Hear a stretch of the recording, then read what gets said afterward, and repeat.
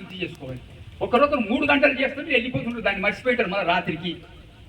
అంటే మనం ఎరకతోటి ఏమి చేస్తున్నామో నెగిటివ్ మాట్లాడకుండా ఎరకతోటి ఉండాలి. ప్రతి అడుగు ఎరకతోటే ఉండాలి.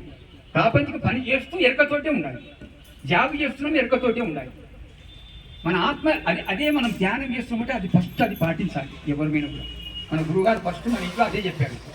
అంటే మనం ఎవరమైనా ఏదో ఒకటి ఎరకతోటి ఉంటేనే ఏదైనా మంచిగా కార్యక్రమం చేస్తుంటాం, మంచి మాటలు మాట్లాడుతుంటాం.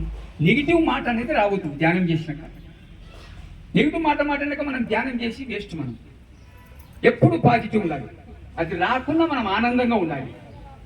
ఎప్పుడైతే మన ఆత్మను సంతోషంగా పెడతామో, ఎందుకంటే ఇప్పుడు డబ్బులు లేవు, మనం ఎందుకు బట్టలు కట్టుకోవాలని చాలా మంది కూడా బట్టలు కొనుక్కోకుండా మన ఆత్మను చంపుకుంటూ మన పైన ఏదో మామూలు బట్టలు వేసుకుంటా ఎప్పుడు ఆనందంగా ఉందాం. మంచి బట్టలు కట్టుకుంటా, మంచి ఫుడ్ చేసుకొని తిందాం, మంచి కూరగాయలు శాకాహారం తిందాం.